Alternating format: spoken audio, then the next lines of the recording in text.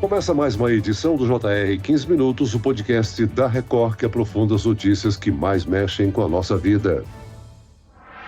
A consulta ao primeiro lote de restituições do Imposto de Renda 2024 já está disponível. Os pagamentos serão feitos a partir de 31 de maio, mesmo dia em que acaba o prazo para a entrega da declaração. Esse ano, a Receita Federal espera receber 43 milhões de declarações em todo o Brasil. Como consultar o primeiro lote de restituição? Qual a ordem das prioridades para receber o que foi pago a mais de imposto de renda em 2023? E o que fazer se o seu nome não aparecer em nenhum dos 5 lotes? O JR 15 Minutos de hoje esclarece essas e outras dúvidas com Ricardo Roberto Mendes Ribeiro Júnior, auditor fiscal e supervisor do Imposto de Renda no estado de São Paulo. Bem-vindo ao nosso podcast. Oi, Celso, muito obrigado pelo convite, é um prazer estar aqui com vocês. Quem nos acompanha nessa conversa é Emerson Ramos, repórter do Jornal da Record. O Emerson, os contribuintes já podem consultar se estão nesse primeiro lote de restituição do IR. Ao todo, são mais de 5 milhões e meio de pessoas, é isso mesmo? Oi, Celso. Olá, Ricardo. Exatamente. Nesse primeiro lote, a Receita Federal vai pagar 9 bilhões e meio de reais para esses brasileiros. É o maior valor já pago em um lote de restituição. Ricardo, quais os grupos que tiveram prioridade nesse primeiro lote de restituições?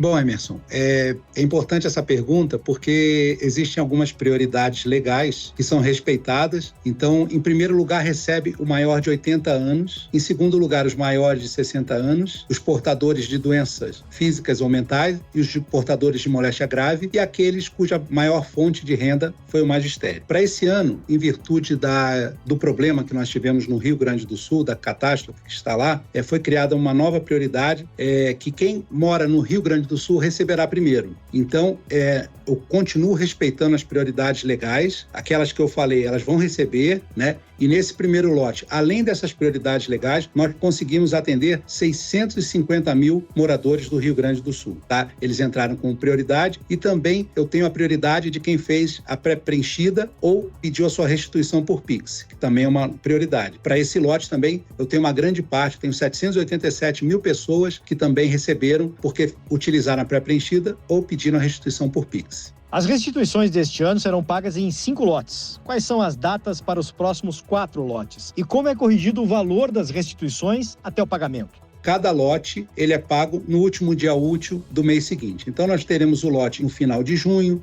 julho, agosto e o 5º e último lote será no final de setembro. Essas restituições elas são pagas obedecendo taxa Selic, ou seja, elas são corrigidas pela taxa Selic. Agora, Ricardo, os contribuintes do Rio Grande do Sul foram incluídos entre os grupos prioritários para receber a restituição esse ano, conforme você já informou. Além disso, o prazo para a entrega da declaração foi prorrogado só para os gaúchos até 31 de agosto. Essas medidas impactam de alguma maneira a Receita Federal e os outros contribuintes? Não, a Receita Federal está preparada para isso. O prazo final para quem mora naqueles municípios que foi decretado calamidade pública, eles tiveram a sua declaração prorrogada até o dia 30 de agosto, tá, Celso? Não é 31 não, é 30 que é o último dia útil do mês, tá? Inclusive, o prazo para o pagamento da primeira cota ou cota única também foi prorrogado para o dia 30 de agosto. Agora, a restituição aos gaúchos só para aqueles que já declararam, já entregaram a declaração, não? É, correto. Então, nesse primeiro lote, foram selecionados aqueles gaúchos que entregaram até o dia 15 de maio, porque é o tempo hábil para a gente poder mandar para o banco pagar a restituição. Para os próximos lotes, a prioridade continua. Então, os gaúchos que forem entregando, eles terão a prioridade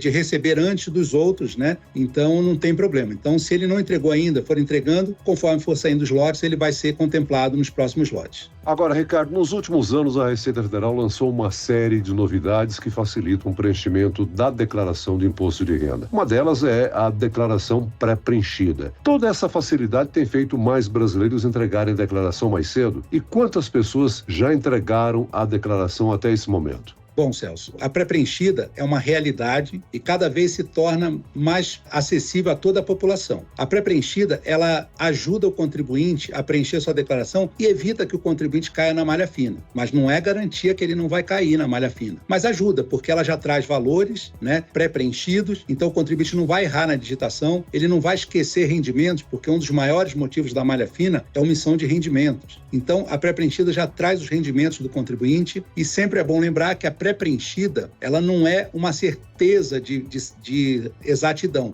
O contribuinte precisa ter a documentação em suas mãos e corrigir essas informações que vieram, se possível, ou até acrescentar alguma informação que não veio na pré-preenchida. Nós temos até o momento o número de pessoas que entregaram a declaração. Temos, então, até agora já foram entregues 29 milhões e 800 mil declarações, num total de 43 milhões esperado. Nós fizemos uma verificação e o ritmo corre o mesmo ritmo dos anos anteriores. Então, não tenho divergência, assim, não estou atrasado nem adiantado, né? E aquela máxima de que o brasileiro deixa tudo para a última hora, não é verdade, né? Porque você vai ver, nós ainda temos 9 dias de prazo aí, e eu já tenho quase 30 milhões de pessoas que já entregaram, já cumpriram sua obrigação, e agora, no final, a gente sempre também é um padrão que o pessoal vai entregando dia a dia, e então está tudo dentro do previsto. Só para esclarecer aos nossos ouvintes, esses números são referentes à data da nossa gravação desse podcast, que é quinta-feira, 23 de maio. Outra novidade introduzida pela Receita Federal nos últimos anos foi a possibilidade de saber se a declaração tem alguma irregularidade logo depois da entrega. O que é preciso para fazer essa checagem? Até um passado, né? Eu sou da época que a declaração era entregue em papel, né? A gente pegava, preenchia a declaração, fazia os cálculos, entregava e estava cumprida a nossa obrigação. Agora, a nossa obrigação ela vai um pouquinho além. Por quê? Porque com o avanço da informática, todo mundo pode consultar como é que está o processamento da declaração. Basta acessar o portal ECAC lá no site da Receita, ou pelos apps também, Meu Imposto de Renda ou Receita Federal, e verificar como é que está a situação da minha declaração. Ou seja, se ela foi processada, se ela está em fila de restituição, ou se tem alguma pendência. Então, eu consigo hoje entrar lá no site da Receita ou nos apps e verificar se a minha declaração tem alguma pendência e qual é essa pendência. Se eu tenho alguma pendência, a Receita aponta qual é essa pendência, eu vou lá e verifico. Se realmente eu verifico que eu errei na minha declaração, basta apresentar uma declaração retificadora, que essa minha declaração é novamente processada, e se eu corrigir o erro, ela sai da malha fina, tá? Existem alguns casos em que o contribuinte está tudo certo, então ele precisa aguardar a Receita Federal chamar para ele comprovar aquilo que já está correto, que ele tem a documentação para apresentar para a Receita. É importante ressaltar, então, que se aparecer alguma irregularidade na declaração entregue, existe a opção de retificar o problema antes de cair na malha fina, né? E tem mais um número para vocês. No ano passado, mais de 70% das pessoas que estavam com pendência na declaração resolveram essa pendência até o final do ano passado. E aí elas saíram exatamente dessa malha fina e resolveram sua situação com simples apresentação da declaração retificadora e consertando sua declaração. Agora, Ricardo, esclarece uma coisa. Se eu optar pela declaração pré-preenchida e ficar faltando alguma informação, eu posso ser multado ou cair na malha fina? Pode. A malha fina sempre é um risco do contribuinte que não preencheu sua declaração correta. Como eu disse, a pré-preenchida, ela traz informações que a Receita já tem disponível, né? Mas não é suficiente para dizer, olha, eu baixei a pré-preenchida, vou lá entregar. Eu preciso ter a documentação, né? E com base na documentação que eu tenho, preencher ou corrigir o que vem na pré-preenchida. Muitas vezes, uma informação que vem na pré-preenchida errada, né? Que, por exemplo, é muito comum, a pré-preenchida ela vem com os dados dos terceiros que prestam para a Receita Federal. Então, ela vem com dados das empresas, dos planos de saúde, dos bancos. Se alguma dessas informações estiver errada, eu tenho o documento na minha mão, corrijo, eu estou certo. Por quê? Porque provavelmente essa minha fonte pagadora que verificou que fez um erro, ela vai lá e corrige, e se eu continuar com aquela pré-preenchida que foi feita antes dessa correção, aí eu vou para a malha. Por isso que é importante sempre eu verificar os dados que vieram na pré-preenchida com a documentação que eu tenho para comprovar para a Receita Federal. Agora, por falar em cair na malha fina, Ricardo, no ano passado, 4 milhões e 600 mil contribuintes ficaram nessa situação. Quais são os motivos mais comuns? O primeiro motivo, assustadoramente na frente, é a omissão de rendimentos. E aqui a gente tem aquela omissão de rendimento daquela previdência privada que eu esqueci de declarar, um aluguel que eu não declarei. Às vezes o contribuinte tem mais de uma fonte e esqueceu de declarar alguma delas. Também é muito comum omissão de rendimentos de dependentes, né? Quando eu coloco na minha declaração um dependente, eu não trago para minha declaração só os benefícios desse dependente, eu trago também os rendimentos desse dependente. Então é muito importante eu verificar, tem o dependente, ele teve rendimento, coloco, porque se eu não colocar, eu caio na malha fina. Tenho também muito problema com despesa médica. A despesa médica, ela é permitida aquela que foi feita ou com o titular da declaração ou com os dependentes que estão na declaração. Também verificar que são despesas médicas. Muita gente coloca despesas não permitidas na declaração.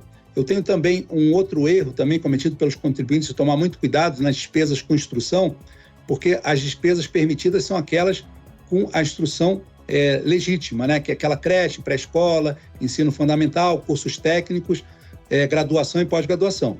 O curso de línguas não é dedutível, né? Tem cursos profissionalizantes que são feitos fora do esquema da grade curricular oficial, também não podem ser deduzidos. Então, verificar também isso para não cair na malha. Existem também muitas pessoas que caem na malha fina por não declarar corretamente o rendimento pago, né? Ele paga o imposto, às vezes um carnê-leão ou imposto complementar, e às vezes ele coloca valores a mais ou valores que ele acha que são impostos. Por exemplo, aquela cota que eu pago no ano passado, né, relativo ao imposto de renda da declaração, ele não entra nessa declaração agora como imposto pago. Então eu preciso verificar também, porque uma grande parte dos contribuintes caem por colocar imposto recolhido que não existe, tá bom? Então esses seriam os principais motivos da malha fina. Ainda há muitas pessoas preenchendo a declaração de imposto de renda. Muitas pessoas fazem sua declaração e incluem esposa ou marido e filhos. Muita gente erra ainda em incluir as despesas dos dependentes sem incluir a renda? Isso é uma coisa bem comum e é um dos principais casos. Então, a gente sempre precisa verificar. Se eu tenho um dependente, eu vou trazer as despesas dele e os rendimentos. Então, não posso esquecer. Se eu coloquei minha esposa como minha dependente, meu filho como dependente, meu filho, é muito comum um filho fazer um estágio, né? Então, aquele rendimento do estágio é um rendimento que tem que ser trazido na declaração do titular, né? E também tem um outro detalhe. O dependente, ele é um dependente para efeitos de imposto de renda. Então, cada ano eu escolho se vale a pena ou não colocar uma pessoa como meu dependente. É tudo uma questão de verificar, né? Sempre qual é o nosso objetivo. Ou é ter o maior imposto a restituir ou o menor imposto a pagar. Então, eu posso fazer simulações e verificar se uma pessoa que, embora seja meu dependente econômico, primeira questão é se ela pode ser meu dependente para efeito de imposto de renda, então tem uma lista, e também se vale a pena eu colocar essa pessoa como dependente. Porque vamos supor que se o rendimento dela é maior do que as deduções que ela me traz, não vale a pena eu colocar essa pessoa como dependente. Então isso é uma questão de fazer declaração, fazer simulações para verificar qual que é a melhor condição para o contribuinte.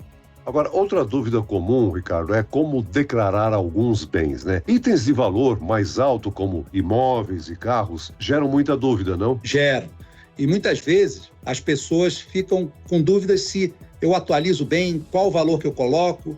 Então, assim, a regra para todos os bens é declarar ele pelo custo de aquisição, tá? Independente se ele teve valorização ou não, eu vou colocar aquele valor que eu paguei pelo bem. Tá? Um valor que é financiado, também uma outra dúvida para imóveis, é quando o imóvel é financiado, como eu declaro? Então, eu declaro só o valor que eu paguei pelo imóvel. Tá? Quando o imóvel, geralmente essas compras parceladas, o imóvel é dado como garantia do contrato. Então, nesses casos, eu não vou colocar aquele saldo devedor lá num campo de dívidas. Não, eu simplesmente vou somando. Então, eu comprei imóvel no ano passado e paguei lá uma entrada e dei algumas prestações, deu um total de R$100 mil. Então, eu coloco lá R$100 mil, não importa qual o valor do bem.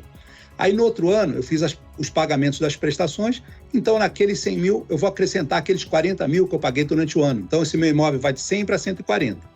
Aqui não é atualização do bem, é o valor que eu estou pagando do financiamento.